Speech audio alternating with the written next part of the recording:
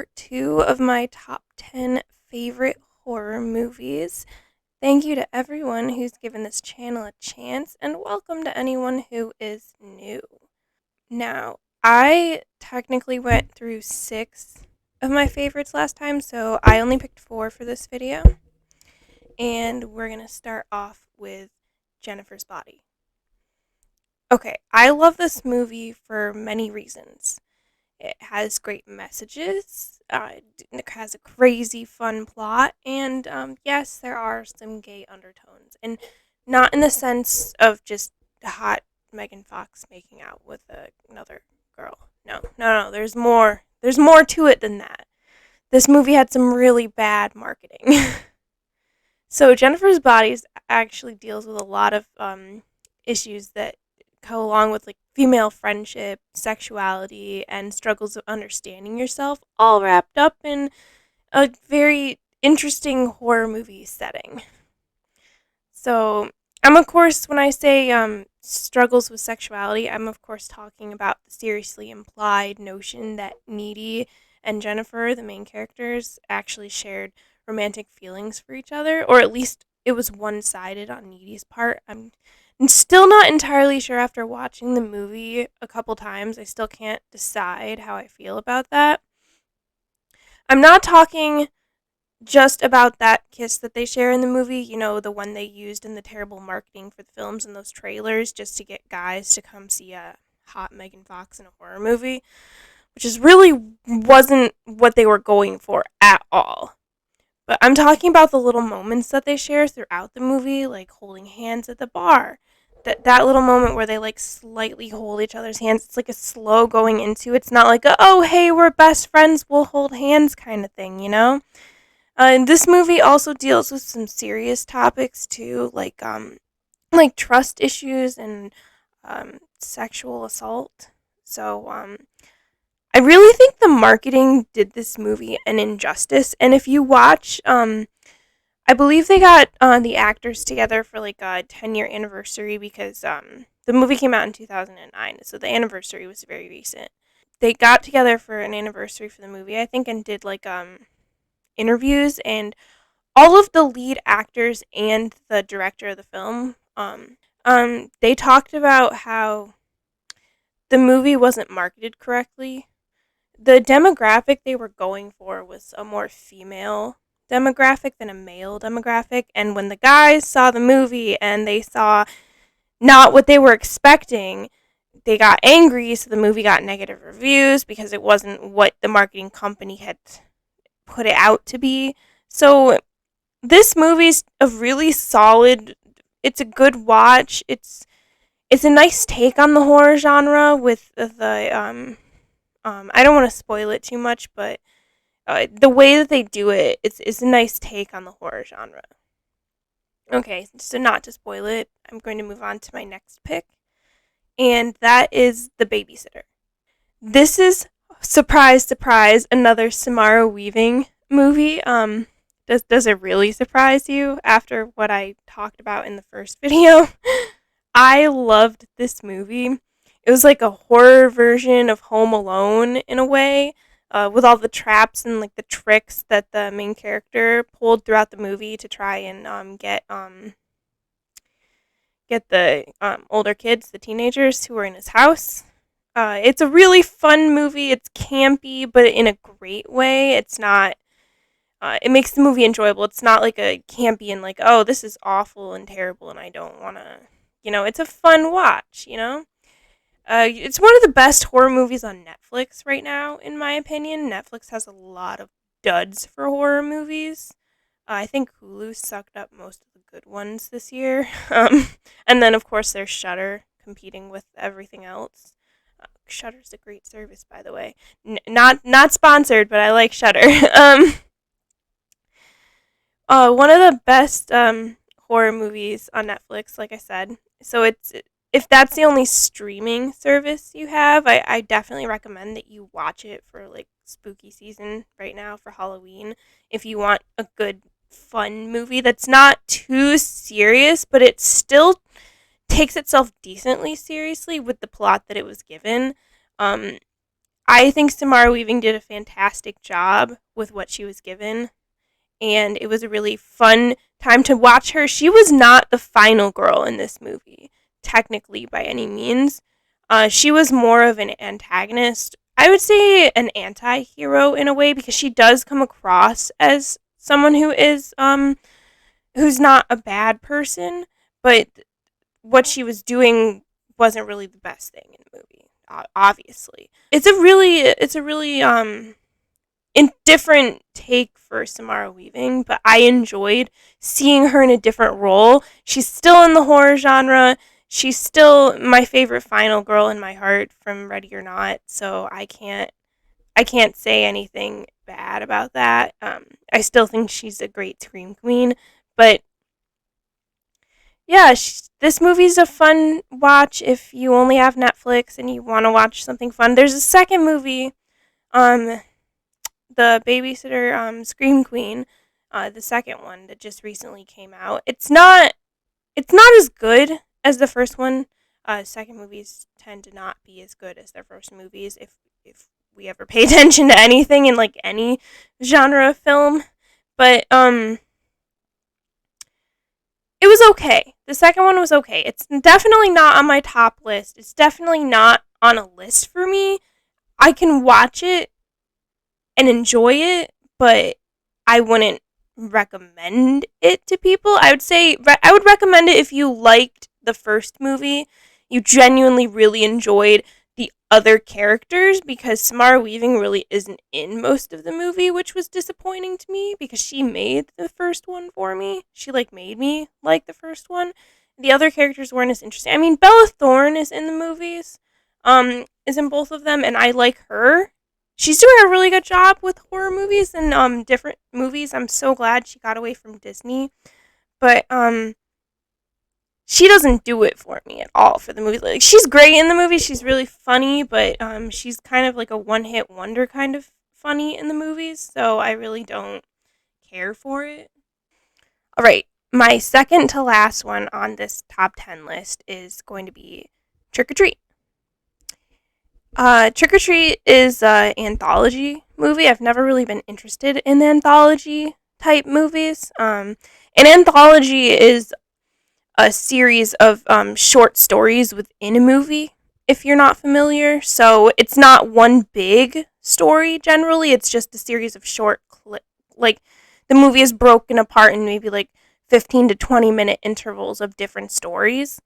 But the thing that Trick or Treat does that's different, that I enjoy, is it's not an average anthology movie. All of the plots intertwine in this really intricate way that is very interesting, and it unfolds before you.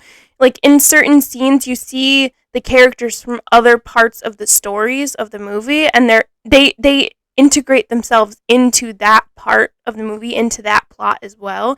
So everything is wrapped together. Everything is entwined, and it's very masterfully put together, and it makes a lot of sense.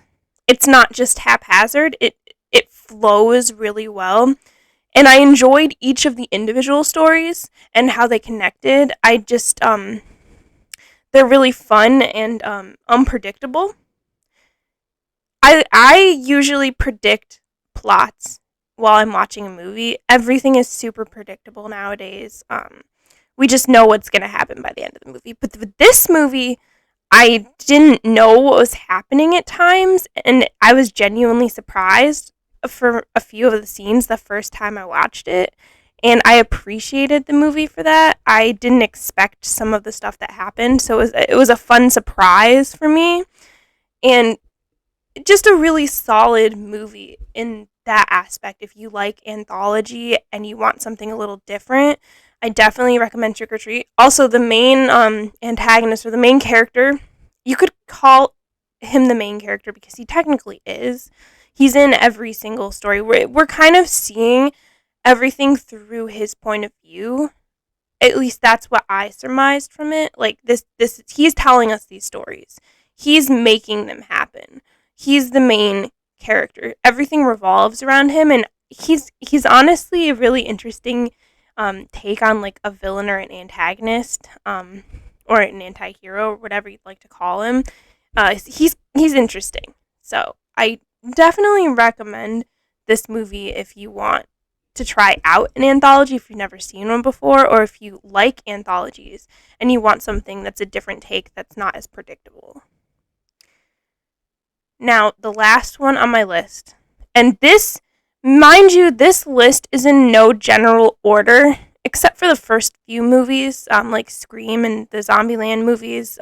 Those were in a general order. Scream is my favorite movie. Zombieland movies are my favorite movies. Like they're at the very top of the tier, but the rest of these aren't in any general order. It's just in the order that I talk about them. So this isn't like it's at the bottom, but my last movie that I'm going to talk about is Nightmare on Elm Street. The A Nightmare on Elm Street, the first movie. I do like a couple of the other ones, but the first movie is really solid for me. Freddy Krueger is such a different villain, such a different bad guy. Not your average horror slasher like Jason Voorhees, Michael Myers. I'm silent, I kill people, and it's silent. He has all these witty quips, and he jumps in and he makes everything kind of fun, but he's still a murderer. If that makes any sense.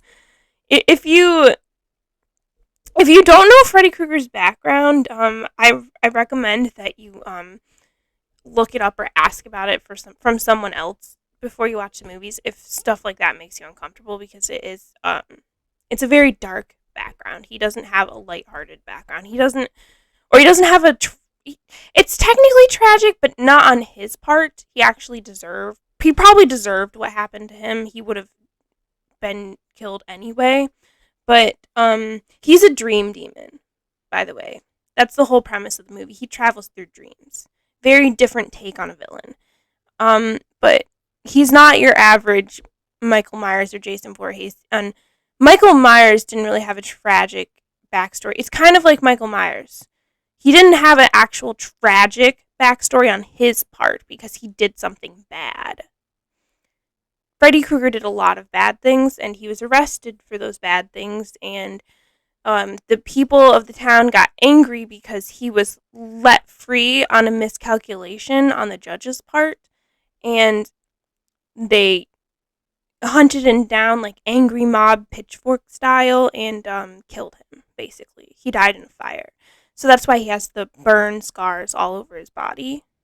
That's why he looks like a very overcooked, very overdone piece of food that it's not fun. He doesn't look nice, but he is a very different villain, different bad guy. Like the way he acts, it's very different. And there are a lot of more comedic moments, even when they're supposed to be serious, because of the way he acts. And then you have, in the first couple movies, and then later on in another movie, you actually have one of my favorite actresses in horror, Heather Langenkamp. And she's really great in this movie. She's really, she kind of makes, besides Euglen, who plays Freddy, Heather Langenkamp makes the movie for me. She's a great actress. She plays Nancy, the lead, and she does a phenomenal job. She's honestly a legendary final girl at this point because of the Nightmare on Elm Street movies. So if you've never seen this movie, it's been out for a very long time. It's one of the classics. I highly recommend that you see it.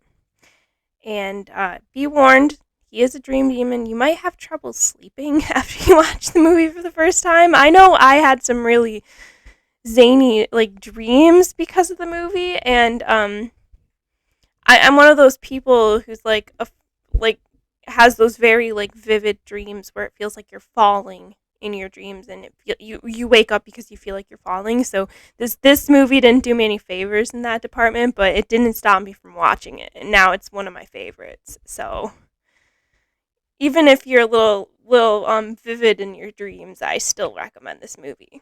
Maybe just watch it with another person. So this has been my top 10 favorite, technically 11 if you count both Zombielands, but I just count them as one, top 10 favorite horror movies. And this has also been the introduction to this wonderful channel. Now, I will tell you that I've decided that I will be attempting to upload one video every day, at least this week leading up till Halloween. And even after, I will try to upload one video every day. It might turn into every other day. It depends on my job. I'm a stay-at-home worker right now for the quarantine, so my job can get pretty demanding. And I also have a podcast that I run. If you're interested in the podcast, I'll leave the link in the description. It's a true crime podcast, but I will try my best to upload every single day. Don't call me out on it if I can't do it, and don't think I died or anything or I went away. I'm still here. It's just I get busy sometimes. Well, thank you for listening, and thank you for coming to this channel for your horror content. And if you like what you've heard or seen so far, go ahead and subscribe and click that notification bell. Give this video a like, comment, tell me your favorite horror movies, your top 10, and I always read my comments. And if you have any recommendations for me, go ahead and put them in the comments too. I love hearing recommendations. And everyone have a great rest of your day. Until next time.